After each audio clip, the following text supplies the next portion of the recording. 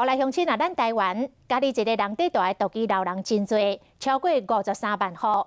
台北市的中勤里就带70外个，而且这个里有63%的人是低收入户。当地里长彭和生常常都咧帮独居老人处理临终，送因上山头。啊，实在嘛不忍心看到老人家己一个人孤单到死，所以伊来创立着食物银行，照顾独居老人，结果派负债派千外万。咱就做伙来看这位素人尊敬的里长，安怎反转台北上贫困的社区。他们说不喜欢跟爸爸妈妈住在一起。你们打一个电话没有多少钱，你要问问妈妈你好不好？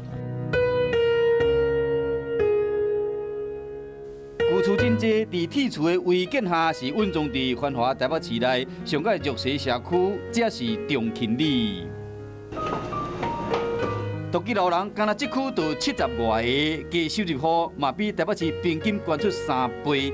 20多年前，孤单死是一个敏感的议题，不过即马已经慢慢啊改变，拢我靠一个人憨憨地坚持。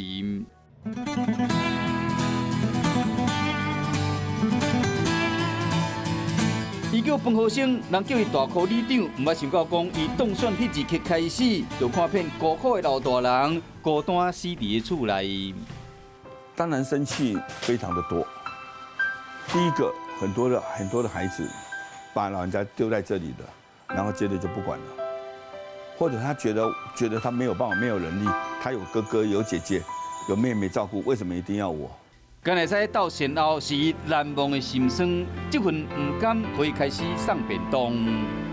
你会记得吼，因明仔载天气还好啦，好不？天气没有下雨还好，都最近来。彭和生为一个便当开始，即马一礼拜会使提供300个老大人，中昼顿到暗顿。这顿饭的意义是联络社区的最大力量。对人家亲切，加照顾。只要来到跟老人在一起，能够跟一些老人聊聊天，是很好的。毋捌做过社工的彭和生，自细汉就伫中勤里大汉，伫首都的贫苦之地出入，照顾社区，未输变成伊一生的使命。曾经帮一个老奶奶办丧事，往生了，可是她有个女儿在南部，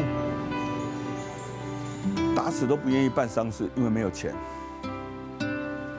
我说你上来，你坐车上来，你签委托书给我。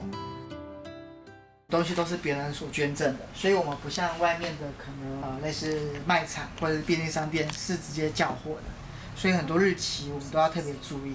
这是食物银行，袂输是小小的便利商店。这架顶的茶米、油盐，拢是生活上需要物件。重要是，彭和生或者家境较困难的人，依照伊所需要来这景，不是专工送到厝内。我真的拿这个现在心里不好意思了。心里不好意思吗？对啊。不会啊，怎么会？好像，怎么讲呢？这个不是我自己赚的钱拿的，就是别人奉献的啦，就是。感谢这边给我吃饭啊，有这个补贴在这边。为提供物资，共产到成立完整的服务，这开销未少。要做到会顺，就用3年外的时间，甚至会派几千万的债务。这些孩子就在社区里面，不解决问题还是在，所以没有考虑那些问题了。坚持不放弃，即马中勤里变成社会服务的重要指标，开始得到各界支持。可是我都希望把家里的连结度拉起来，我们一起来照顾，而不再是只有社区要照顾。他觉得这个社区会帮我照顾到走最后那一段路，你就不会让他产生怕。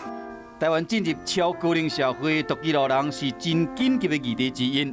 这个8号社会放袂记起的角度，伫里长的发光发热下，串联社区力量，变成台北市上温暖的所在。